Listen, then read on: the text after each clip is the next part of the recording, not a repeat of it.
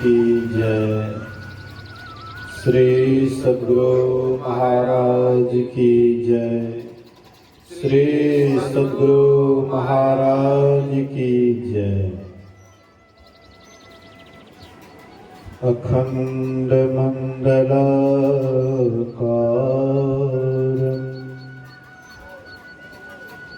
व्याप्तं येन चराचरं तत्पदं दर्शितं येन तस्मै श्री गुरुवे नमः। धन्य धन्य सतगुरु सुखद महिमा कहे ना जाए। जो कुछ कहा तुम्हारी कृपा मोते कछो ना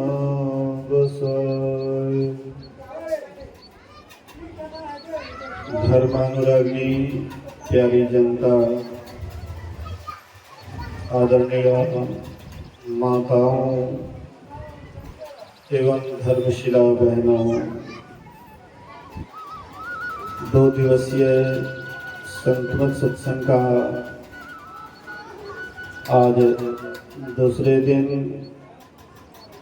द्वितीय पाली सत्संग या अंतिम पाली का सत्संग कहा जाए। अभी हम लोग बहुत देर से भजन, स्तुति, विनती, सद्ग्रंथ पाठ सुने। अभी का प्रतिपाद्य विषय है मनुष्य शरीर की उपादेयता और इसकी सार्थकता। हम लोग जो मनुष्य शरीर में आए हैं, तो मनुष्य शरीर प्राप्त करके हमें क्या करना चाहिए। हम आप 84 लाख योनियों को तप करके मानव शरीर को प्राप्त किए हैं।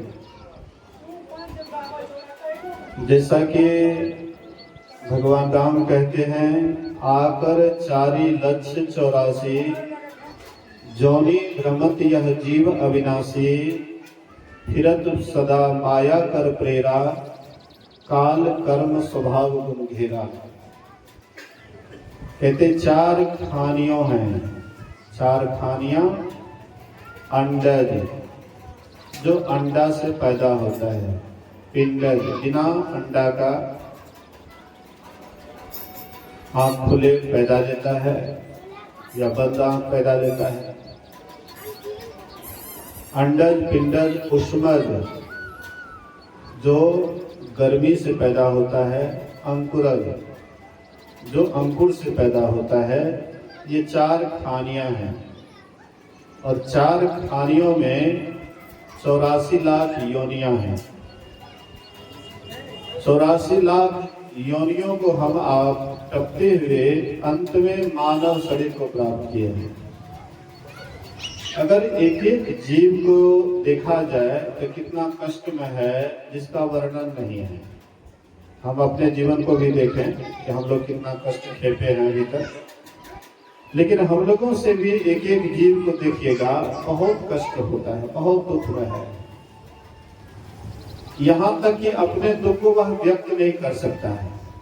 हम आपको जो दुख होता है तो हम व्यक्त कर देते हैं कि हमें बड़ा तकलीफ हो रहा है, लेकिन और योनियों में जो जीव जंतु है वह अपने मुंह से अपना दुख व्यक्त नहीं कर सकता है।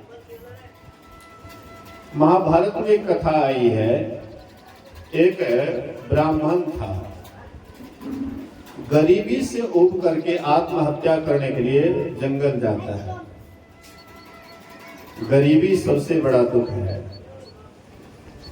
गोस्वामी तुलसीदास जी महाराज रामचरितमानस में लिखते हैं, नहीं दरिद्र सम दुख जग माही, संत मिलन सम सुख कछु नाहि। थोड़ा सा आवाज बढ़ा दीजिएगा, थोड़ा सा ऑपरेटर जी, हल्का सा आवाज बढ़ा दीजिए। बोलिए श्री सदगुरु महाराज की जय। थोड़ा सा बढ़ाइए आवाज।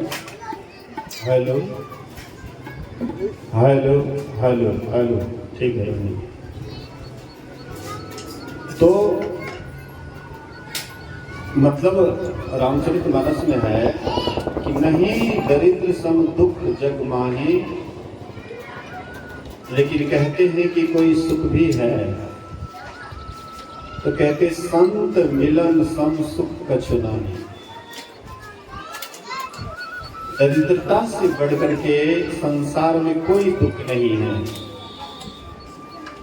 एक एक आदमी भोजन के बिना उसका प्राण छूट जाता है।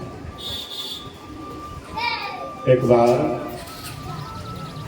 अकाल पड़ा था, विश्वामित्र मुनि स्वयं तपस्या कर रहे थे, अकाल पड़ा था। इधर आ जाइए ना आप लोग, देखिए यहाँ पर दरी बिछाया हुआ है, इस साइड आ जाइए ना, इतना फैल नहीं रहा है। चलिए को बैठिए, जिधर जगह है बढ़िया से बैठिए। बोलिए श्री सदगुरु महाराज की जय। विश्वामित्र मुनि उस समय तपस्या कर रहे थे, अकाल पड़ा हुआ था। अंत में जब इसको भूख अधिक सताने लगी, विश्वामित्र मुनि को खाने के लिए कुछ भी नहीं मिला, एक डोम के घर में चोरी छुपे कुत्ता का मांस चुरा करके खा रहा था। तपस्वी, सोचिए थोड़ा सा, तपस्वी अकाल पड़ने के कारण भूख इतना मतलब लगा, बर्दाश्त नहीं हुआ, कुछ नहीं मिला खाने के लिए। अंत में डोम के यहाँ कुत्ता का मांस चुरा करके खा रहा था। जब उनसे पूछा गया कि आप तपस्वी होकर के ऐसा घृणित काम क्यों करते हैं, तो उन्होंने कहा प्राण बचाने के लिए कुछ भी किया जा सकता है। प्राण बच जाएगा तो धर्म कर्म होता रहेगा, धर्म कर्म होता रहेगा, लेकिन प्राण की रक्षा होनी चाहिए। अब देखिए विश्वामित्र के तरह इतने बड़े तपस्वी, वो भी जब प्राण पर आया तो वह कुत्ता का मांस चुरा करके खाया। तो गरीबी सबसे बड़ा दुख है, बड़ा तकलीफ देता है। जो गरीब आदमी है उसके पास रुपया पैसा नहीं होता है, बीमारी हो जाती है, दम घुट घुट करके प्राण त्याग दे। उतना व्यवस्था है नहीं, डॉक्टर के पास जाएंगे, ठीक से इलाज कराएंगे, किसी तरह से थोड़ा बहुत दवाई ववाई लेता है, ठीक तो नहीं होता है, दम घुट घुट करके प्राण त्यागता है। जो धनी आदमी है उनके पास में दवाई पर्याप्त मात्रा में रहता है, डॉक्टर के पास जाते हैं। कहने का आशय है कि दरिद्रता सबसे बड़ा दुख है। तो वह ब्राह्मण दरिद्रता से उब करके, गरीबी से उब करके बोले कि ये गरीबी से अच्छा है कि आत्महत्या करके मर ही जाना, अच्छा बेहतर होगा। कम से कम अपने बाल बच्चे को रोते चिल्लाते भूखे प्यासे मरते हुए तो नहीं देखेंगे, मर जाएंगे, ये दृश्य देखना नहीं पड़ेगा।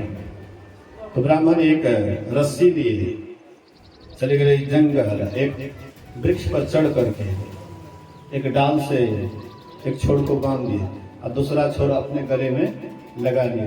अब कूदना ही चाहते थे, तब तक में एक उधर से घायल सियार आ जाता है। घायल सियार जंगल की तरफ से आ जाता है, जिसका शरीर में पूरा लहवा लहान खून पीव एकदम पूरा ऐसे देखने में लग रहा था। घायल सियार आ गया और देखता है, कहते अरे ब्राह्मण क्या करने जा रहे हो? वह घायल सियार कहता है ब्राह्मण से, ए ब्राह्मण क्या करने जा रहे हो? बोले कि नहीं देखते हो आत्महत्या करने जा रहा हूं। क्यों ऐसा जघन्य अपराध करते हो? ऐसा कर्म क्यों कर रहे हो? बोले कि गरीबी से ऊब करके, ये दरिद्रता से ऊब करके बाल बच्चे को अपने सामने मरते हुए नहीं देख सकते हैं। सब अन्न के बिना, पानी के बिना सब मर रहा है, इसलिए हमें देखा नहीं जा रहा है। इसलिए हमने सोचा कि सबसे बढ़िया होगा कि हम फांसी लटक करके मर जाए। लेकिन वहां पर तो लोग मरने के लिए नहीं देते, यहाँ तो जंगल है, एकांत है, कोई तो हमको रोकेगा नहीं, यहाँ आराम से मरेंगे। बोले रुको रुको रुको, अगर मरना ही है तो मर जाना, लेकिन मेरी बात पहले सुन लो। कहते देखो मेरे पीठ की तरफ देखो, मेरा पीठ का क्या हाल है, खून पीठ से लथपथ मेरा शरीर है। अगर मैं कोई डॉक्टर के पास जाऊं तो वे मुझे डंडा से मारेंगे, कोई इलाज करने के लिए पैसा नहीं देंगे, ऊपर से मारपीट ही करेंगे। लेकिन तुम मनुष्य हो, अभी तुम्हें कोई परेशानी हो जाए तो तुरंत तुम डॉक्टर के पास जाओगे, वैद्यराज के पास जाओगे, तुरंत इलाज करा लोगे। तो तुम अपनी रक्षा करने में तुम समर्थ हो, लेकिन मैं अपनी रक्षा अपने से नहीं कर सकता और दूसरे आदमी के पास रक्षा के लिए जाऊंगा, ऊपर से मुझे डंडा लगेगा, मारेंगे, पीटेंगे। हाँ, बच्चे लोग गुलेती मारते हैं, ढेला मारते हैं, देख लो क्या हाल है। अगर कहीं यह तुम्हारा शरीर छूट करके कहीं मेरे वाला शरीर में तुम चले आओ, सियार वाला शरीर मिल जाए, यही तुम्हारी दुर्दशा होगी तो क्या हाल होगा तुम्हारा। ब्राह्मण देवता सियार को प्रणाम करते हैं, कहते हैं कि तुमने मुझे बहुत बड़ा ज्ञान दिया है, अब मैं आत्महत्या नहीं करूंगा, कोशिश करूंगा दरिद्री भगाने के लिए मेहनत करूंगा, हाँ कठिन से कठिन परिश्रम करूंगा, लेकिन आत्महत्या नहीं करूंगा। हमारी माँ बहने सत्संग में हैं, ज्यादा संख्या में है, सत्संग में भी ज्यादा संख्या में रहती है, मेला ठेला होता है उसमें भी आगे रहती है, पूजा पाठ में भी आगे रहती है, धर्म कर्म कहीं भी कोई काम होता है सब में आगे रहती है, लड़ाई झगड़ा में भी पीछे नहीं रहती है, बढ़ चढ़ करके उसमें भी भाग लेती है। मतलब सब काम में बढ़ चढ़ करके भाग लेती है, लेकिन जहर माहौल खाने में भी सबसे आगे है। थोड़ा सा भी किसी से अनबन हो गया, झगड़ा हो गया, सास या पति या और किसी से भी कोई ऐसा झगड़ा हो गया, कोई ऐसा बात कह दिया, तुरंत घर में आजकल तो प्रायः जहर का रहबे करता है, तुरंत मुन्ना खोला, नहीं तो दुकान चले गए, तुरंत ले लिए, खोले या तुरंत ऐसे ले लिए। मतलब उसको सस्ता बुझाता है, कम बुद्धि वाले का काम है ये काम कम बुद्धि वाले का काम है। लोग अगर सोच लेंगे कि हम ये जहर खाने से हम मरते नहीं हैं, हमारा शरीर छूटता है, हम तो रहबे करते हैं, बाद में हमारी दुर्गति तो और होती है। यहाँ पर थोड़ा आप बर्दाश्त नहीं करते हैं, अगर आप नरक में सड़िएगा, मलमूत्र वाला कीड़ा बनिएगा, और वहां पर जो आप मलमूत्र में रहिएगा तो वहां आपको कैसा लगेगा। इतना कम से कम आप स्नान करते हैं, तेल साबुन लगाते हैं, कितना साफ सुथरा रहते हैं। अब मलमूत्र वाला जगह पर चले जाइएगा जहां पर मैला है, लघु शंका पेशाब है, पैखाना है, और वहीं पर आप चले जाएंगे, उसी में आप रहेंगे, तब आपका क्या हाल होगा। और अरबों खरबों वर्षों तक आपको उसमें रहना पड़ेगा, कितना दुख होगा उस समय में। लेकिन आप इस बात पर विचार नहीं करते, सोचते हैं जहर महर खा लेंगे, मर जाएंगे, जंजाल से छुटकारा हो जाएगा।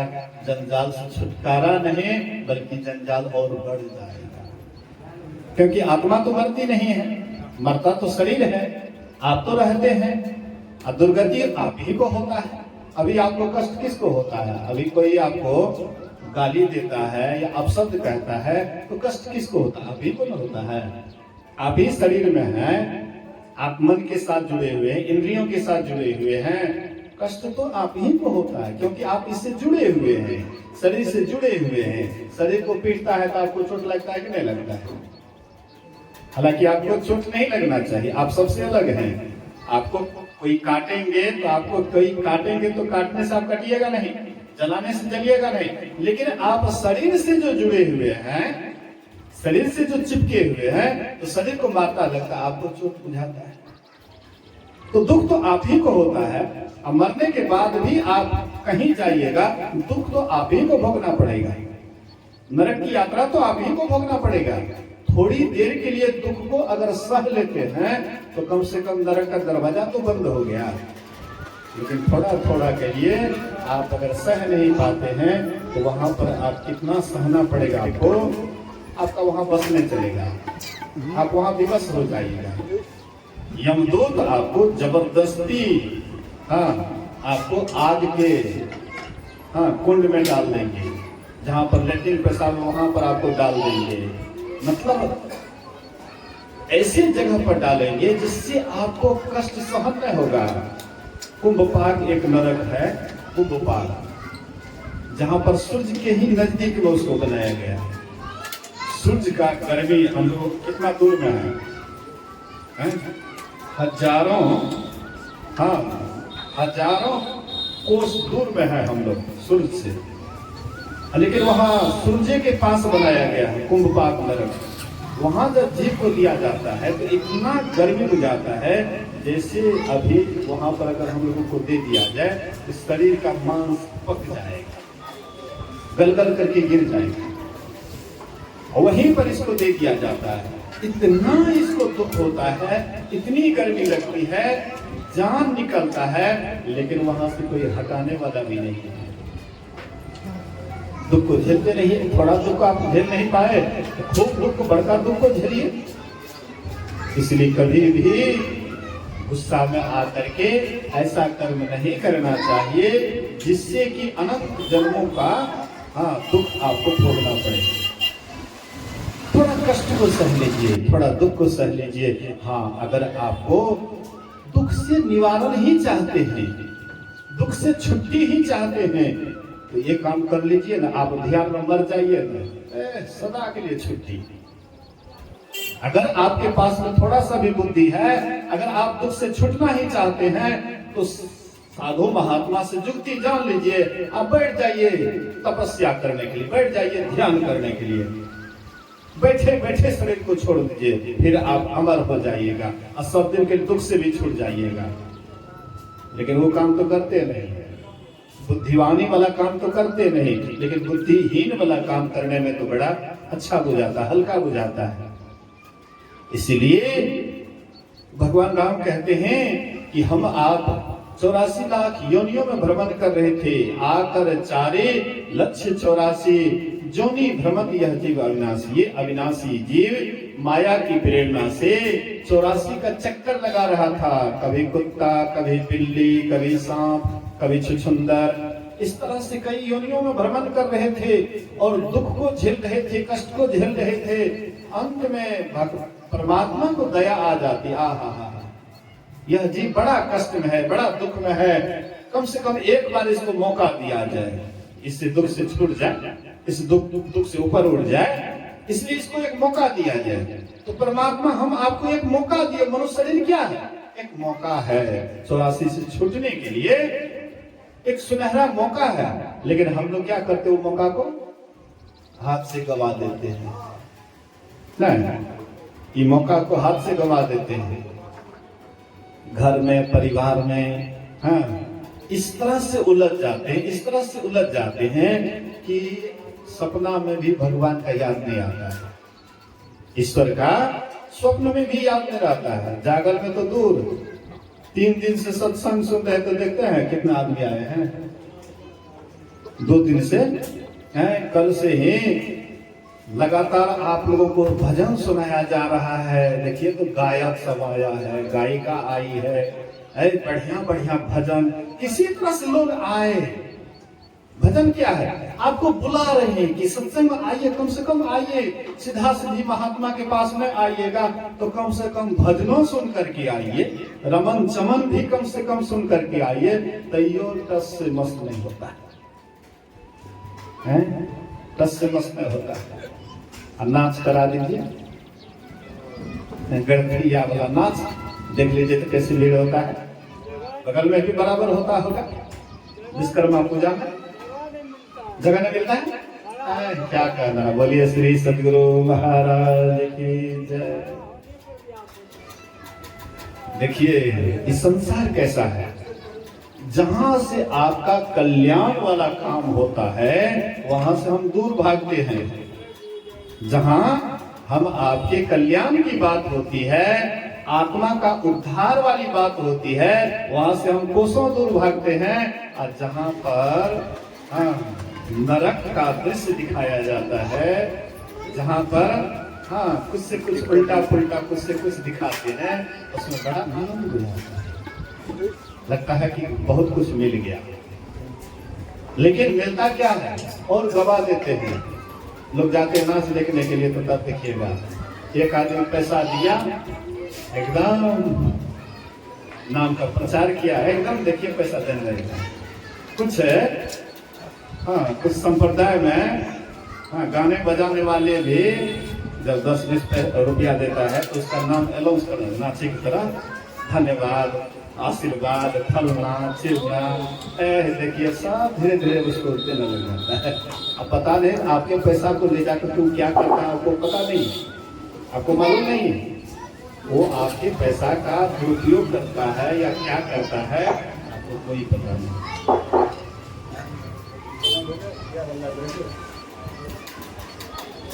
बोलिए प्रेम से श्री सद्गुरु। हम आप अपनी भलाई अपने से नहीं सोच पाते। जब हम बड़े के पास जाते हैं तब पता लगता है कि हम क्या करते हैं। अपने से बड़े के पास जाएंगे तब पता लगेगा, और अपने से छोटा के पास जाएगा तो आपको क्या बताएंगे, नचनिया के पास जाएगा तो आपको क्या बताएंगे, जीवन जीने की कला बताएंगे, संसार में कैसे रहना चाहिए सिखाएंगे, क्या खाना चाहिए सिखाएंगे, क्या पीना चाहिए सिखाएंगे। अरे वो तो अपने नहीं जानते हैं, उधर अंदर में सिगरेट पर धुआं मारेंगे, बीड़ी पिएंगे, बाहर में राम बनेंगे, कोई सीता बनेंगे, कोई लक्ष्मण बनेंगे। मैं इधर पर्दा के इधर राम, भगवान राम, अंदर उधर बीड़ी सुन रहा है। कौन ज्ञान देंगे आपको?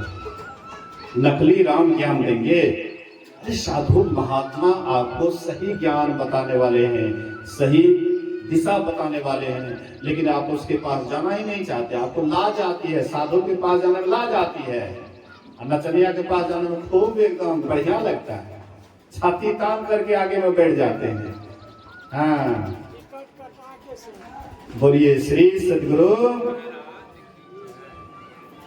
हम आप थोड़ा सा विचार करें, ये शरीर हमारा सदा नहीं रहेगा, सदा न रहा है, सदा न रहेगा, जमाना किसी का नहीं चाहिए, दिल दुखाना किसी का। सदा न रहा है, सदा न रहेगा, जमाना किसी का। अभी जो हम आप रहते हैं, यहाँ रह रहे हैं, यहाँ पर सब दिन रहिएगा, हैं? बोलिए प्रेम से श्री सद्गुरु। भगवान बुद्ध के समय में एक माता जी थी, उसका एक ही इकलौता बेटा था, और वो जो है मर गया। तो मर गया तो उसको विश्वास ही नहीं हो रहा था कि मेरा बेटा मर गया है। उसको लगता था कि मेरा बेटा बेहोश हो गया है, कोई इसको होश में ला दे। तो बहुतों के पास जाते थे, तो किसी ने कहा कि देखो इधर कोई जीवित नहीं कर पाएगा, तुम्हारे बेटा को होश में नहीं ला सकता है, लेकिन भगवान बुद्ध काशी नगरी आए हैं, तुम जा करके वहां पर भगवान बुद्ध से निवेदन करोगे तो कहीं वे जीवित कर देंगे। तो वह किसा गौतमी नाम की महिला, वह जाती है भगवान बुद्ध के पास और अपने पुत्र को भगवान बुद्ध के चरणों में रख देती है और कहते हैं, भंते इसको जीवन दान दीजिए, मेरा पुत्र बेहोश हो गया है, इसको होश में ला दीजिए। तो भगवान बुद्ध कहते हैं, हाँ ये होश में आ जाएगा, लेकिन एक काम करना पड़ेगा। बोले कि आप जो कहिएगा सो करेंगे, लेकिन मेरा पुत्र को होश में ला दीजिए। बोले कि तुम काशी नगरी में जाओ, एक मुट्ठी सरसों का दाना मांग करके लाओ, मंत्र पढ़ने के लिए सरसों का दाना चाहिए। तो एक मुट्ठी सरसों का दाना लाओ, हम इसको होश में ला देंगे। और जैसे बोले कि एक मुट्ठी, तो तुरंत किसी घर जाएंगे दे देगा। और जैसे चलना चाहते तो बोले कि सुनो एक बात और ध्यान रहे, जिसके घर से किसी की मृत्यु नहीं हुई हो उसी के घर से एक मुट्ठी सरसों का दाना लाना है, उसी के घर से सरसों का दाना लेना है। लेकिन जिसके घर में कोई मरा नहीं है, गई काशी नगरी, हाँ कहते हाँ भाई साहब एक मुट्ठी सरसों का दाना मिलेगा? हाँ हाँ कोई बात नहीं, हाँ हाँ मिलेगा, क्यों नहीं मिलेगा, एक मुट्ठी और बोली भी तो एक मुट्ठी, अरे बोलो ना कितना चाहिए, बोले कि नहीं एक मुट्ठी चाहिए, ठीक है लाने के लिए जा रहा हूँ। बोले कि सुनिए आपके यहाँ कोई मरा भी है? तो कैसी पत्नी है, जितना जिंदा है उससे ज्यादा हमारे खानदान में कितना मर गया है, कहती है मरा नहीं है। फिर आगे बढ़े, कई घर गए, लेकिन कोई भी घर में कहने वाला नहीं हुआ कि मेरे घर में किसी की मृत्यु नहीं हुई। अंत में वे निराश होकर के लौटती है और जाकर के भगवान बुद्ध के चरणों में प्रणाम करती है, समझ जाती है कि मेरा भी पुत्र मर गया, तो अपने पुत्र को झाड़ी में फेंक देती है और आती है भगवान बुद्ध के शरण में, भिक्षुणी बन जाती है और ध्यान भजन करते हुए अपने जीवन को निहाल कर लेती है।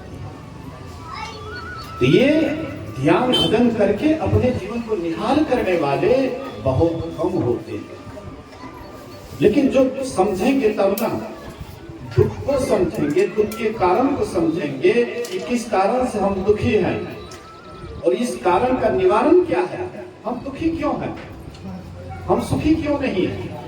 तो हम आप शरीर में आ गए हैं, संसार में आ गए हैं, एक परिवार से जुड़ गए हैं, इसीलिए हम दुखी हैं। संत महात्मा कहते हैं आप सुखी भी हो सकते हैं। दुख का कारण है आवागमन, जिसको गुरु महाराज जी ने कहा आवागमन सम दुख दूजा है नहीं जग में कोई, इसके निवारण के लिए प्रभु भक्ति करनी चाहिए। दुख का कारण है आवागमन, जन्म लेना और मरना। आवागमन, आना, गमन जाना, शरीर में आना और फिर शरीर छोड़ करके जाना। मानव शरीर ही नहीं बल्कि 84 लाख में जितनी भी योनियां हैं सब यही आवागमन में पड़ा हुआ है, 84 में पड़ा हुआ है और नाना प्रकार के दुखों को झेल रहा है। तो राम भगवान कहते हैं अगर ये 84 से बचना चाहते हो, आकर 4 लक्ष्य 84 जोनि भ्रमत यह जीव अविनाशी, फिरत सदा माया कर प्रेरा, काल कर्म स्वभाव गुण घेरा, कब हो करी करुणा निर्दयी, कभी करुणा निधान। परमात्मा बिना कारण के स्नेह करने वाले परमात्मा, हम आपसे कोई कारण से वे स्नेह करते ऐसी बात नहीं है, लेकिन जो भी परिवार के लोग हैं, घर परिवार के लोग, कुटुंब परिवार, सब कारण से स्नेह करते हैं। आप स्वस्थ हैं, आप सेवा करने योग्य हैं, काम धाम करते हैं, तो सब आपको मानने वाले हैं। बेटा है तो खूब मानेंगे, पति है तो खूब मानेंगे, पोता पोती है तो खूब मानेंगे। और जब आप बीमार पड़ जाइएगा, आप अपनी सेवा अपने से भी नहीं कर पाइएगा, तब देखिएगा आपका कौन होता है, उस समय पता लगेगा। अभी पता नहीं लगेगा, अभी तो आप ठीक ठाक हैं, दुरुस्त हैं, तभी क्या पता लगेगा। धीरज धर्म मित्र अरु नारी, आपद काल परख यही चारी।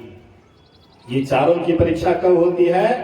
धीरज की परीक्षा, धर्म की परीक्षा, हाँ नारी की परीक्षा, धीरज धर्म मित्र और नारी। आपके मित्र कितने अच्छे हैं? जब विपत्ति आती है, शरीर अस्वस्थ होता है या धन आपका खत्म हो जाए, भिखमंगा हो जाइएगा, तब मित्र देखिएगा आपसे कैसे भागता है, आपसे दूर हटने लग जाता है। अरे ये दरिद्र है, कुछ मांग लेगा, इसलिए आपको देख करके मुंह घुमा देगा। जो मित्र आपके आगे पीछे करते थे, वह मित्र आपको देख करके मुंह घुमा करके चल जाएंगे कि कहीं ये हमसे कुछ मांग न दे। इसलिए गिरधर कुंडलिया में कहते हैं, साईं सब संसार में मतलब का व्यवहार, जब लग पैसा गांठ में तब लगता को यार, तब लगता को यार, यार संग ही संग डोले।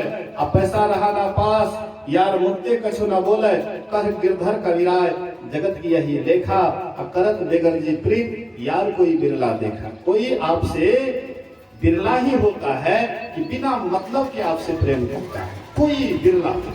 कोई हजारों में कोई पति होगा, कोई एक आध, कि आपको विपत्ति काल में भी उतना ही स्नेह करेंगे जितना कि पहले करते थे।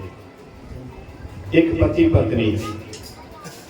पत्नी की शादी होती है, शादी होकर के ससुराल आई, कुछ दिन तक ठीक ठाक चला, उसके बाद उसकी पत्नी बीमार हो जाती। कोई मतलब चर्म रोग ऐसा हुआ, धीरे धीरे उसके सूरत बदसूरत होने लगी। हाँ, चेहरा बिल्कुल अलग ढंग का होने लगा। तो पति बाहर जा रहे थे, एक्सीडेंट होने के कारण वे आंख से अंधे हो गए। हाँ, आंख से अंधे हो गए, काला चश्मा लगा करके घर आते हैं और अंधे की तरह सब कुछ।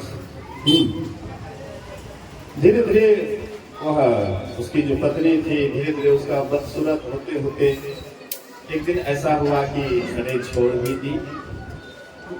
और बाद में उसका पति कहता है कि अब हम यहाँ नहीं रहेंगे, हम जा रहे हैं। बोले कि आप तो अंधे हैं। बोले कि अंधे है नहीं, बल्कि मेरी पत्नी को लगता कि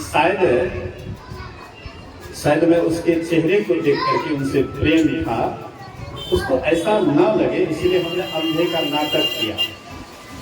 और जैसा प्रेम पहले था सब दिन मैंने उनसे वैसा ही प्रेम किया। तो ऐसा कोई पति बिरला होता है कि आप संकट में रहते हैं, विपत्ति में रहते हैं, अस्वस्थ हो जाते हैं या चेहरा आपका बदसूरत हो जाता है, फिर भी आपसे प्रेम करते हैं। कोई बिरला होता है, कोई पत्नी ही बिरला होती है। एक युवक का शादी हो गया, उसको किसी और से प्रेम था, शादी हो जाती, कोई मतलब खूबसूरत लड़की नहीं थी, हाँ, प्रेसियाम रंग की लड़की थी, इसलिए उसको अच्छा नहीं लगता था। इधर उधर जाते थे इसके उसके, हाँ, साथ में घूमने फिरने के लिए। अपने पत्नी को कभी सम्मान नहीं करते थे, कभी नहीं देते थे, लेकिन वो पति का सब दिन सम्मान करते थे, सब दिन उसको मानती थी, लेकिन पति उसको कभी भी अपना नहीं समझा। कुछ दिनों के बाद वह युवक जो था उसको पैरालिसिस मार दिया, लकवा मार दिया। लकवा में जितनी सेवा होती है उतना जल्दी वह स्वस्थ होता है। जितना बढ़िया से मालिश करते हैं, उसको एक्सरसाइज करवाते हैं, टहलाते हैं, बुलाते हैं, मतलब काफी मेहनत करते हैं। जो जितना मेहनत करते हैं तो वह उतना ही जल्दी रोगी स्वस्थ हो जाता है। तो उसकी पत्नी इतना मेहनत की, इतना सेवा की, धीरे धीरे जब एक दिन स्वस्थ हो जाता है, वह व्यक्ति जो स्वस्थ हो गया, पहले लोग पूछते थे, इस घटना से पहले लोग पूछते थे कि तुम्हारी पत्नी कैसी है। बोले कि वो तो एकदम एक नंबर की कुरूपनी है, एक नंबर की चुड़ैल है, भूतनी है। बाद में जब लकवा मारा, जब सेवा बढ़ चढ़ करके किए, बाद में जब कोई मित्र पूछते थे तुम्हारा पत्नी कैसा है, बोले कि स्वर्ग की परी है, स्वर्ग की परी है, स्वर्ग की अप्सरा है। क्योंकि मैं पहले उसके बाहरी सूरत को देख करके मैं उससे एलर्जी करता था, लेकिन भीतर की सूरत को नहीं देखा कि कितना भीतर में कितना सुंदर उसका सूरत है। बाद में हमको पता लगा। तो चेहरे से कोई सुंदर नहीं होता है, बल्कि आचार विचार से होता है। तो मेरे कहने का ये आशय है, संसार में कोई बिरला ही होता है जो कि संकट के समय में भी आपका साथ नहीं छोड़ता है। नहीं तो पति भी आपसे घृणा करने लगेंगे, पत्नी भी घृणा करने लगेगी, बाल बच्चे भी घृणा करने लगेंगे, सब आपका पीछा छुड़ाने में लग जाएंगे कि इससे कब पीछा छोड़ जाए, कब ये मर जाए, कपाड़ का जंजाल हो गया है। ऐसा इस पूरे संसार में इसी तरह का है, स्वार्थी दुनिया है। इसलिए ब्रह्मानंद स्वामी कहते हैं, स्वार्थ का व्यवहार जगत में, स्वार्थ का व्यवहार, बिन स्वार्थ कोई बात न पूछा, देखा खूब विचार, जगत में स्वार्थ का व्यवहार। मित्र स्वार्थ का व्यवहार जगत में, स्वार्थ का व्यवहार, बिन स्वार्थ कोई बात न पूछे, देखा खूब विचार, जगत में स्वार्थ का व्यवहार। पुत्र कमाई कर धन लावे तो माता करे प्यार, पिता कहे या पुत्र सपूता मगर कल मंद होशियार। नारी सुंदर वस्त्र भूषण मांगत बारंबार, और नहीं लाकर देवे तो मुखड़ा लेत बिगाड़, जगत में स्वार्थ का व्यवहार। मित्र प्यारे सगे संबंधी सब मतलब के यार, अकह ब्रह्मानंद छोड़ो ममता सुमरो सिरजनहार। कीर्तन में एक समदन गाते थे, एक कड़ी है उसका। जब रहे आना धान नित याबै पहुँच माया हो राम, नित याबै पहुँच माँ हित बान भरल दुआर। जब आपके पास में अंधन है, बराबर तांता लगा रहता है मेहमानों का, अतिथियों का, लेकिन घटी गेले अनधान टूटी गेले पहुनमा आहोरा, छूटी गेले पहुनमा हित बनते जल दुआर। सब आपका दरवाजा छोड़ने लग जाता है। अरे उसके यहाँ जाते कब चाहिए न पूछता है, खाने के लिए नहीं मिलता है तो क्या पूछेगा, इसलिए उसके यहाँ जाना नहीं है। आजकल तो चाहिए का सिस्टम ज्यादा है। कोई भी मेहमान आया, जल्दी से चाय बना के पिला। वही बात चाय अंग्रेजों का दिया हुआ कोका। पहले आते थे लोग, कोई आते थे तो खड़ा का ठंडा पानी, एक गरम गरम आया है, गर्मी से आया है, हाँ पानी पिलाओ। लेकिन अभी हाँ एकदम मिजाजो गरम रहता है, एकदम चाहिए गरम गरम, और उसका मिजाज गरम हो जाता है। ना बोलने का ठिकाना, न चलने का ठिकाना, न खाने का ठिकाना, न पीने का ठिकाना, न बोलने का ठिकाना, मतलब कोई व्यवहार्य आचरण नहीं है। तो कहते हैं, हाँ संत महात्मा कहते हैं कि कोई भी आपसे प्रेम नहीं करता है, आपके शरीर से प्रेम करता है, आपके धन दौलत से प्रेम करता है। आपका शरीर अस्वस्थ हो जाए फिर देख लीजिए क्या आपसे कितना प्रेम करता है कौन। आपका धन समाप्त हो जाए फिर देखिए आपको कौन चाहने वाला है। तो इस संसार में स्वार्थी दुनिया है, स्वार्थ के कारण ही आपको चाहता है, लेकिन परमात्मा आपको कभी छोड़ने वाला नहीं है। आप सुख में रहिएगा तो पर, और दुख में रहिएगा तो भी परमात्मा आपका पीछा नहीं छोड़ता, आपका संग नहीं छोड़ता है। हर हमेशा आपके संग में रहता है। आपको पता नहीं है, लेकिन उनको पता है कि हम इनके साथ में हैं। लेकिन हम तो हैं, हम जान भी नहीं पाते कि हमारे साथ में परमात्मा है। मान लीजिए कोई नारी है, एक बिछावन पर है और सोई हुई है, इधर उसका पति जगा हुआ है, तो पति तो देखता है हमारी पत्नी है बगल में सोई हुई, लेकिन वो सोई हुई है तो इसको देख नहीं पा रहे हैं, तो सोचते हैं कि हमारे पति नहीं है, लेकिन पति तो है ये है। इसी तरह परमात्मा रूपी पति हमारे उसी पलंग पर है जिस पलंग पर हम हैं, लेकिन घूंघट काढ़े हुए हैं, घूंघट अपने चेहरे पर डाले हुए हैं, तो पति का दर्शन होगा। अपने चेहरे पर घूंघट रखिएगा तो पति को कैसे देखिएगा। पति को देखना है तो घूंघट उठाना पड़ेगा, घूंघट हटाना पड़ेगा। कबीर साहब कहते हैं, घूंघट का पट खोल रे तो को पीवे मिलेंगे, घूंघट का पट खोल रे तो को पीवे मिलेंगे। घट घट में वह साई रमता, घट घट में वह साई रमता, कटुक बचन मत बोल रे तो को पीवे मिलेंगे। घूंघट का पट खोल रे तो को पीवे मिलेंगे। कहते हैं घूंघट का पट खोल रे तो को पी मिलेंगे, तुम्हारा पिया मिल जाएगा अगर तुम घूंघट को हटा दो तो। आप कहिएगा बाबा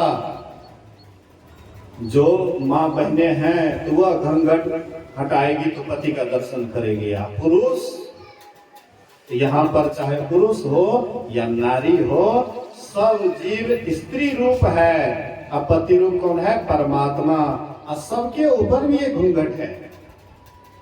एक घूंघट नहीं, तीन तीन घूंघट है। एक घूंघट में तो नहीं है, देखते हैं। तीन तीन घूंघट हो तब कैसे देखिएगा।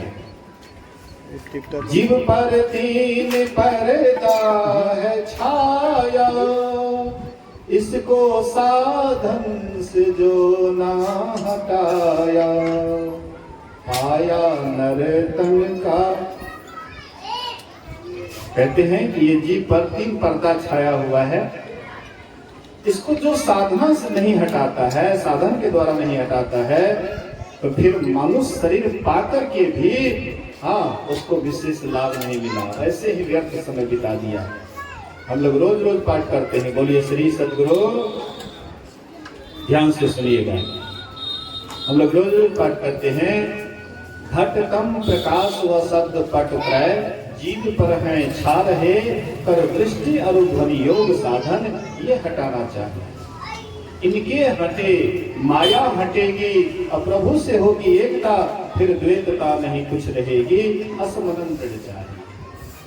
कहते हैं जीव पर ये तीन पर्दा है, घटकम प्रकाश व शब्द पट त्रय, तीन पर्दा है। कौन कौन पर्दा?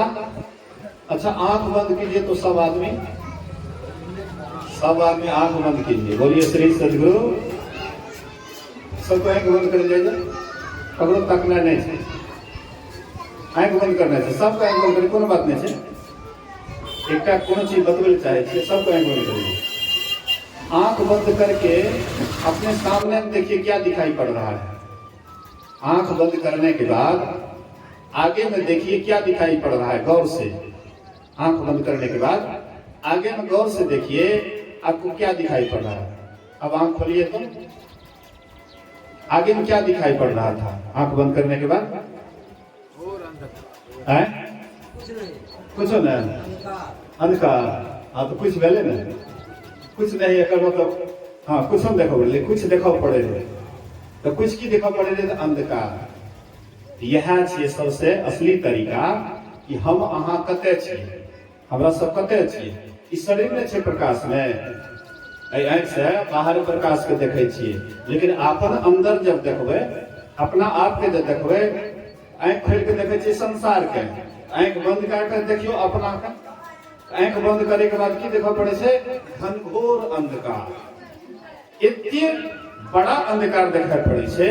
आइ तक कोई अमीन पैदा नहीं भेले संसार में कि नहीं बताते कत्ते लंबा चौड़ा ये अंधकार है। यही अंधकार में सब जीव पड़ा हुआ, यही है जन्म मरण के चक्र का स्थान, यही है नरक। आंख बंद करने के बाद जो अंधकार दिखाई पड़ता है, यही है नरक।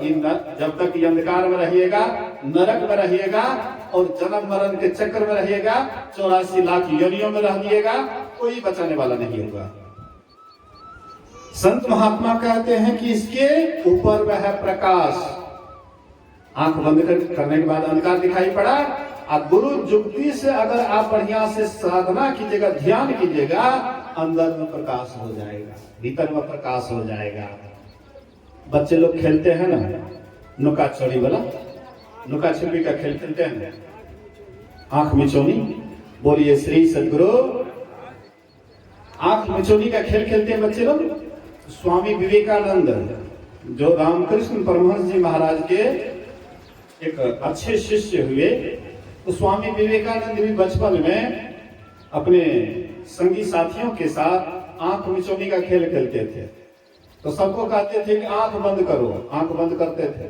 कहते थे क्या दिखाई पड़ता है? तो सब साथी कहता था कि अंधकार दिखाई पड़ता है। स्वामी जी भी आंख बंद करते थे, तो विद्यार्थी सब पूछता था तुमको दिखाई क्या पड़ता है? बोले कि हमको प्रकाश दिखाई पड़ता है। उसका संस्कार कैसा था? मतलब साधारण बच्चे में से वह बच्चा एक अलग था, अलग संस्कार लेकर के आया था। मतलब बचपन में ही खेल खेल में अंदर वह प्रकाश देखते थे। आपके भीतर में भी वह प्रकाश है, सबके अंदर वह प्रकाश है। गुरु जुगती से ताको गगन में, तब झलके एक तारा रे।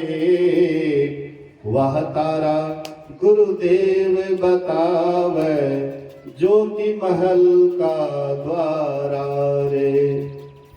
गुरु युक्ति से अगर आप बढ़िया से लगन से ध्यान करिएगा, खूब बढ़िया से, हाँ सही तरीका से ध्यान कीजिएगा, तो आपके भीतर में गुरु युक्ति से ताको गगन में, वह आकाश अंतराकाश में ताकिएगा, देखिएगा।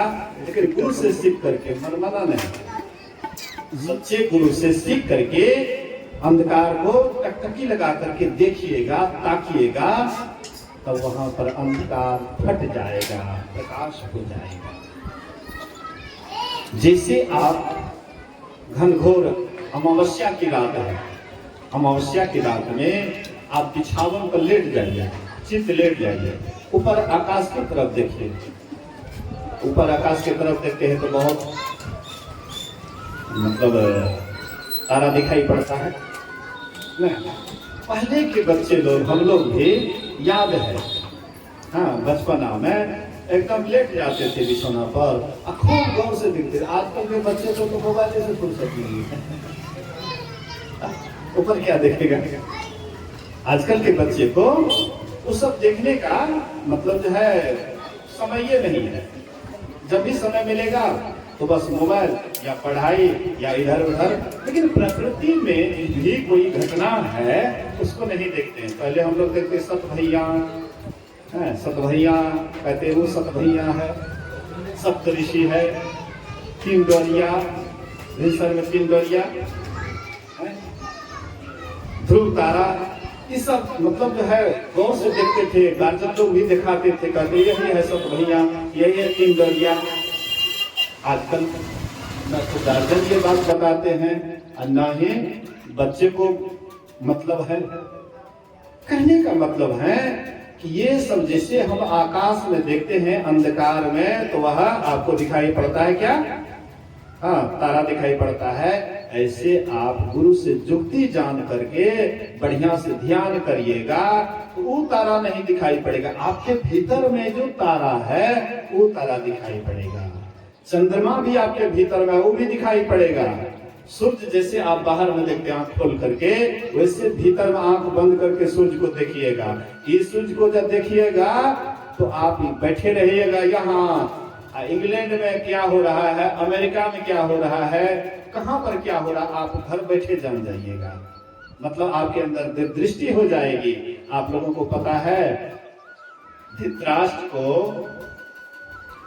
धृतराष्ट्र को बोले व्यासदेव जी महाराज, बोले कि अगर तुम महाभारत का युद्ध देखना चाहो तो मैं तुमको दिव्य दृष्टि दे देता हूँ, तुम आराम से महाभारत के युद्ध को देख सकते हो। धृतराष्ट्र बोले कि अभी तक जो है हम जब नहीं देखे हैं तो अब मरने वाला हाँ दृश्य को कैसे देखेंगे। हाँ, लेकिन सुनना चाहते हैं कि कैसे कैसे क्या क्या होता है। और संजय को दिव्य दृष्टि दी, व्यासदेव जी महाराज संजय को दिव्य दृष्टि दिए। और संजय रहता था हस्तिनापुर में, और कुरुक्षेत्र में हाँ कितने कोस दूर, हाँ कई कोस दूर अलग में कुरुक्षेत्र था। वहां पर जो युद्ध होता था, ये जो है मतलब जो जो घटना होता था सब घटना सुनाते थे। कैसे कैसे अर्जुन कहते हैं भगवान को ले चलिए, दोनों सेनाओं के बीच रथ को स्थापित कीजिए, यहीं पर सब चीज सुना रहे थे। फिर विराट रूप दिखलाए अर्जुन को दिव्य दृष्टि दे करके, वो भी संजय कहते हैं कि ऐसी ऐसी बात, हाँ भगवान विराट रूप दिखा रहे हैं। कौरवों के जितने भी सेना नायक हैं सब के सब मुंह में प्रवेश करते हैं, फिर मरे हुए सब निकल रहे हैं। मतलब जो जो घटना वहां घटती थी सब घटना आंखों देखा, सब हाल सुनाते थे। लेकिन कब तक? जब तक महाभारत की युद्ध हुई तब तक संजय को वह दिव्य दृष्टि रहा। और उसके बाद जैसे महाभारत की लड़ाई समाप्त हो गई, वैसे संजय का दिव्य दृष्टि भी खत्म। ले लिए, जो दिया वो ले लिए, क्योंकि उसका कमाया हुआ नहीं था। संजय का अपना कमाया हुआ नहीं था, कोई अपना पूंजी दिए उसको, इतना दिन के लिए मैं तुमको ये पूंजी देता हूं, उसके बाद ये पूंजी ले लूंगा, तो ले लिए। लेकिन आप हम अगर अपने कमाई से ध्यान साधना के द्वारा अगर हम ध्यान में प्रगति करके दृष्टि प्राप्त कर लेंगे तो हम कोई छीनने वाला नहीं होगा। कैसे छीनेगा? हम अपने कमाई से ही प्राप्त किए तो कैसे लेगा? अभी भी एक एक साधक है, एक एक साध्वी है, बहुत बात जान जाते हैं, भले बोलते नहीं हैं, हाँ बोलते नहीं हैं, लेकिन बहुत बात जान जाते हैं। ऐसा क्यों होता है? ध्यान साधना करने के कारण, अंतर साधना होने के कारण हम आप में भी वह योग्यता है, हम आप भी उस चीज को प्राप्त कर सकते हैं। लेकिन हम लोग सोचते हैं हम तो साधारण मनुष्य, हमरा ये सब होता है, ये तो महात्मा यार के काम चाहिए। लेकिन इस गृहस्थ आश्रम में भी रह करके इतनी माताएं हैं, बहनें हैं, ध्यान करके वो बहुत कुछ जानती है, बहुत कुछ देखती है। पुरुष में भी कुछ, हाँ पुरुष है जो बढ़िया लगन से करते हैं, वो भी खूब बढ़िया अंदर में देखते हैं, सुनते हैं। लेकिन हम आप पहले ही निराश हो जाते हैं, हमरा सती काम है, हमें साधारण मनुष्य, साधारण कोई नहीं है, सब परमात्मा के ही रूप हैं, परमात्मा ही समझ जाइए अनेक रूप में है। अचर चरी रूप हरि सर्वगत बसत इति वासना धूप दीजिए। कहते हैं चर और अचर, जो चलने वाला है और जो एक जगह अस्थिर है। वृक्ष कहीं चलता है, काठ वृक्ष कहीं चलता है, तो जड़ है। अचर है, अचर ये विचरण करने वाला, घूमने फिरने वाला है। हाँ पशु पक्षी मनुष्य आदि ये जितने हैं ये सब हाँ चलने वाला है, और जो चलने वाला नहीं है सब में परमात्मा का वास है, परमात्मा का ही सब रूप है। चाहे वृक्ष हो, पौधा हो, वे भी परमात्मा के ही रूप हैं, और हम आप भी परमात्मा के ही रूप हैं, सब ईश्वर के रूप हैं। तो जो ईश्वर के ही रूप हैं, ईश्वर सब ईश्वर ही हैं, तो हमें वह शक्ति नहीं है ईश्वर को प्राप्त करने की। हम तो वही हैं, हम ईश्वर ही हैं, हम प्रभु प्रभु, हम एक ही होई, दोनों एक ही है, अलग तो है नहीं, लेकिन अलग हो गया है आवरण के कारण, अलग हो गया है पर्दा के कारण। ये पर्दा जो लगा हुआ है, ये पर्दा हट भी सकता है। बोलिए श्री सद्गुरु। ये जो पर्दा लगा हुआ है हटेगा कि नहीं हटेगा? सब दिन के लिए रहेगा, समझाना जो लगा हुआ है, आज के बाद हट जाएगा नहीं? मतलब जैसे ये पर्दा लगा हुआ है तो ये हट भी सकता है, हटाने पर हट भी सकता है। ऐसे आपके हमारे भीतर में जो हाँ पर्दा है वो भी हट सकता है। तो इसको हटाने के लिए साधन करना पड़ेगा, हाँ एक एक करके चढ़ना पड़ेगा, ऊपर खोलना पड़ेगा, हटाना पड़ेगा, साधन है। तो ऐसे आपके भीतर में भी साधन है, आपके भीतर में भी अंधकार के पर्दा को हटाने का साधन है, प्रकाश के पर्दा को हटाने का साधन है, सत्य के पर्दा को हटाने का साधन है। प्रत्येक साधन को हटाने का हमारे अंदर में है तरीका, साधना है, लेकिन हम जानवे नहीं करेंगे, करवे नहीं करेंगे, हाथ पर हाथ दे करके बैठे रहेंगे और कहेंगे हम कोरियापट्टी पहुंच जाएंगे ना। बोलिए श्री सद्गुरु। त्रिवेणीगंज जाना चाहेंगे लेकिन यहाँ से हम उठवे नहीं करेंगे, यहाँ पर बैठे रहेंगे, तो त्रिवेणीगंज पहुंचवे ना,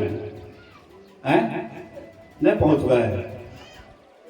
अरे मन में छे त्रिवेणीगंज जाना है, लेकिन हम इतना से उठवे नहीं, टस से मस नहीं हुए, लेकिन कभी त्रिवेणीगंज जाए चल जो है नहीं जा सकते। इसी तरह से हम आप जहां अंधकार में बैठे हुए हैं वहां से थोड़ा सा नहीं टसकिएगा, गुरु से जुक्ति नहीं लीजिएगा, अध्यात्म भजन नहीं कीजिएगा, अंदर नहीं धसिएगा, आपके भीतर में प्रकाश रहते हुए भी आप अंधकार में ही रहिएगा। सत्य आपके भीतर में शब्द रहते हुए भी आप ऐसे ही मतलब जो है अंधकार में ही रहिएगा।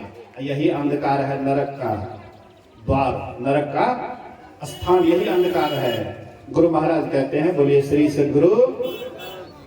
गुरु महाराज कहते हैं, घटवा घोर रे अंधारी श्रुति अंधरी भई, घटवा, घटवा घट, हाँ घट के अंदर घटवा घोर रे अंधारे स्रोते आंधरी भय, सुधि बुद्धि भागी तम गुण लागे गुरु ने सुधि दई, टकवा ताकन दियो बताई, टकवा ताकन दियो बताई, दिल खुलती मेरे फटी, घटवा घोर रे अंधारे स्रोते आंधरी भई।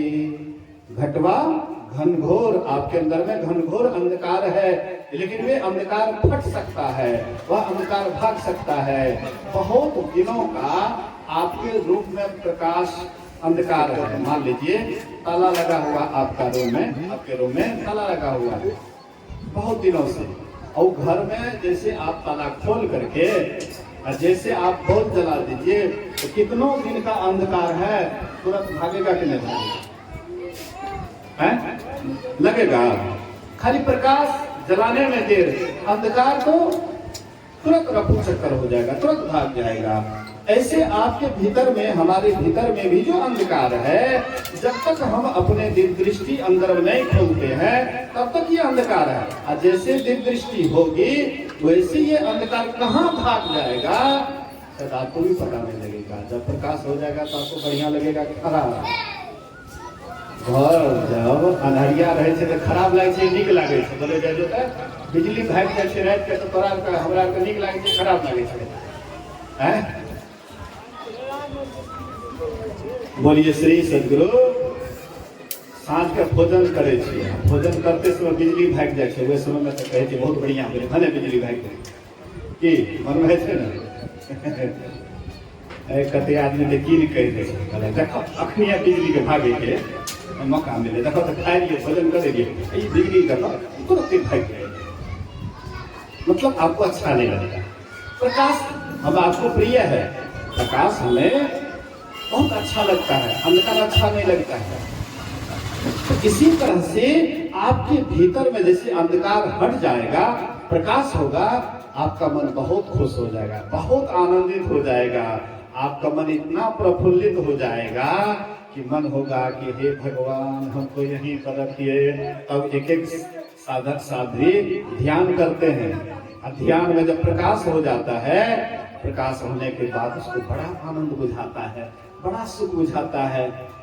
उसका मन में होता है, उसके मन में नहीं होता कि प्रकाश से हटे। बोलिए श्री सदगुरु। रोपनी का समय था, रोपनी का ताल था, रोपनी का ताल समझते हैं ना, है? धन रोपा पूरा प्रखर चल रहा था। एक माई बैठी ध्यान करने के लिए, ध्यान करने के लिए बैठी, और ध्यान करते करते उसका ख्याल अंधकार से प्रकाश में चला गया। सूरज सिमटेगा, अंधकार से प्रकाश में जब करेंगे, सिमटाव नहीं होता इसलिए अंधकार से प्रकाश में होता है, लेकिन जैसे सूरज सिमटेगा अंधकार से प्रकाश में तुरंत चला जाता है। तो माई का सूरज सिमट गया, काम धाम किया हुआ था, भर दिन थके मांदे थे, ध्यान में बैठे, मन में कोई विचार नहीं चला, एकदम तुरंत वह प्रकाश में चला गया। और सूर्य का एकदम प्रकट, हाँ प्रत्यक्ष दर्शन कर रहा था सूर्य का। तो उसको ध्यान का ख्याल नहीं रहा कि हम ध्यान करते हैं, ध्यान में हम सूर्य देखते हैं, उसको ख्याल में हो गया हे भगवान रोपनी के समय छे, दिन उई के लिए अखनी तक जोनो ने कर लिए केना के खेत रोपनी हेते है, खेत कादो भेल छे, हैं केना के रोपनी हेते, आज ध्यान तोड़ दिए। ध्यान तोड़े तो देखते हैं कि शाम का समय एकदम अंधकार है। हे भगवान, हे गुरु महाराज, आपके नाम हेते आता है बंद करेगी बात, लेकिन डबे नहीं पड़े, हम देखते नहीं करेंगे। तखनी तो अचानक सूरज समेट गए, अंधकार से प्रकाश में चले गए, तो बहुत निक लागे रहे। ख्याल आ गए कि रोपनी के समय छे, कादो ख्याल से मजदूर में हेते एते दिन हुई गए, आँख खोले तो एकदम अंधकार, पछताने लगे, ओ हो गुरु महाराज।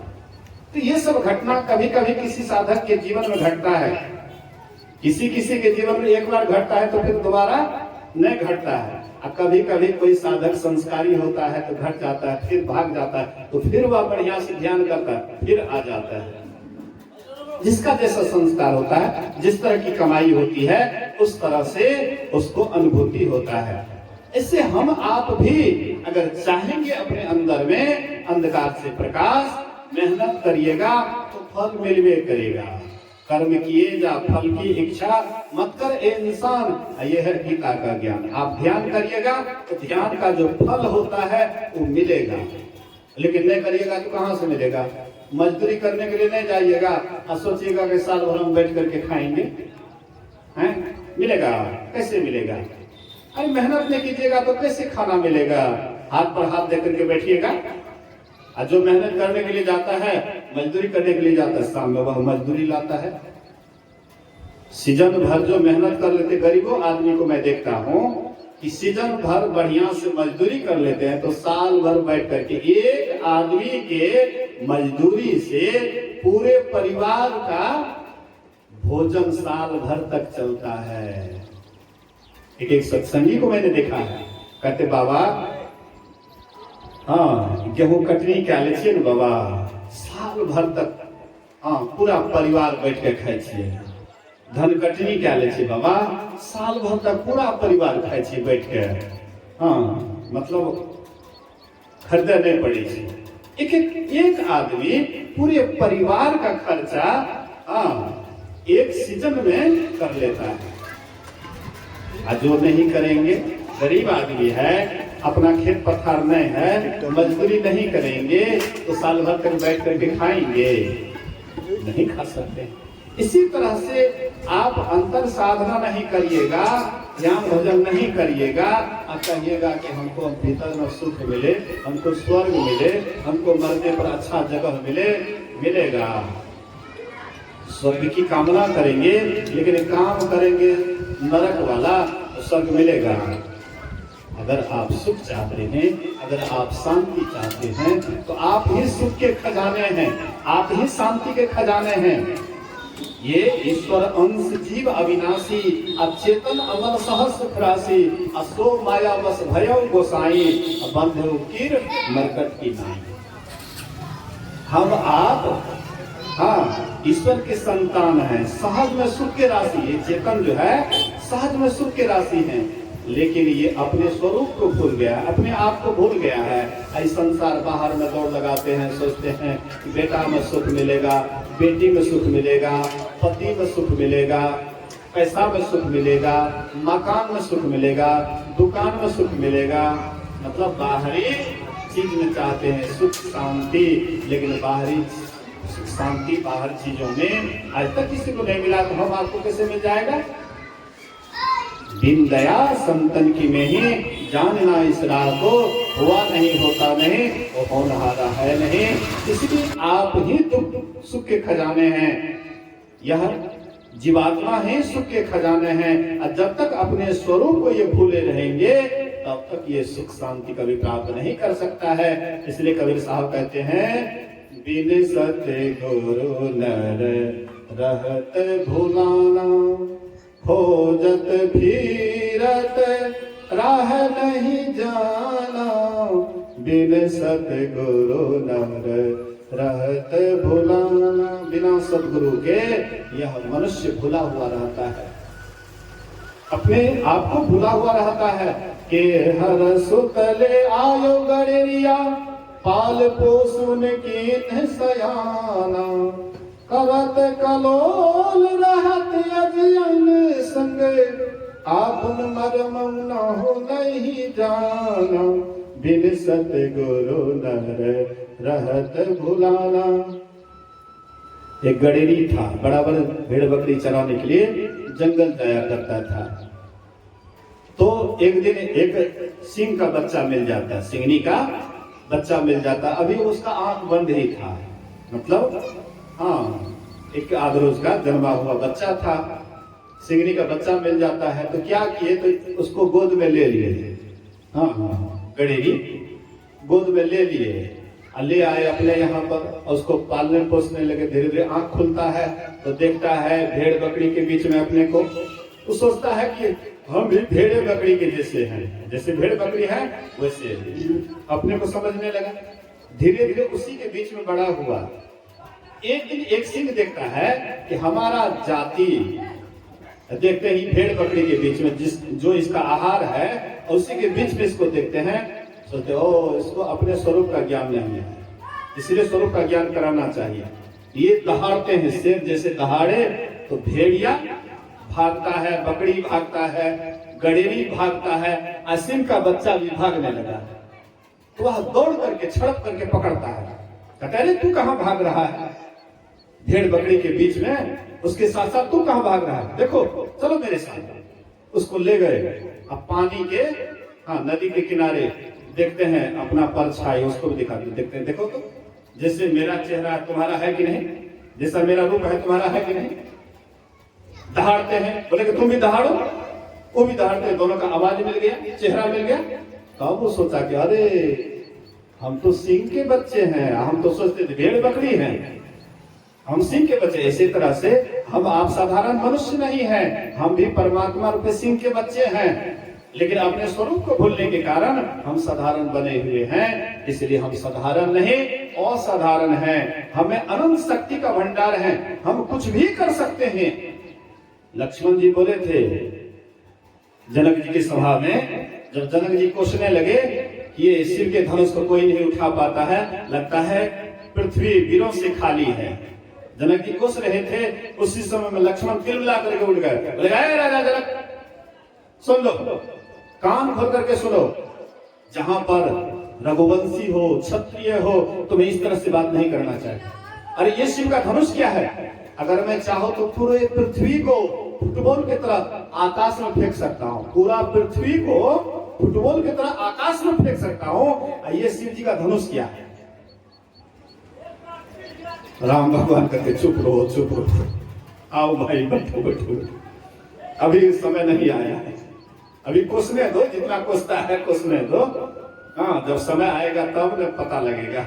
समय आया तो राम जी धनुष भंग करके सीता से शादी किए। मेरे कहने का ये आशय है, जैसे लक्ष्मण बोले कि ये पूरे पृथ्वी को फुटबॉल की तरह आकाश में फेंक सकता हूं, तो क्या लक्ष्मण के ही अंदर वह शक्ति है? लक्ष्मण साधना करके, ध्यान करके अपने शक्ति को जान गए। हम आप अपने शक्ति को नहीं जाने, इसलिए हम लोग कहते हैं कि हम तो साधारण छे, हमरा में कौन शक्ति है? हमें शक्ति का भंडार है। इसलिए हम आपको चाहिए कि सब ओर से ख्याल को मोड़ करके ये जो मनुष्य का शरीर मिला है, इस शरीर का सदुपयोग कर लीजिए, इसका दुरुपयोग नहीं करके सदुपयोग कीजिए। इसका सदुपयोग तब है जब साधनों का धाम और मोक्ष के द्वार को जानेंगे, तब ये आपका शरीर सार्थक और सफल होगा, नहीं तो ऐसे ही व्यर्थ चला जाएगा। इन्हीं बात को सुनिए, समझिए और अपने जीवन में उतारिए। ये जो सत्संग करवाए हैं कि नाम चेकर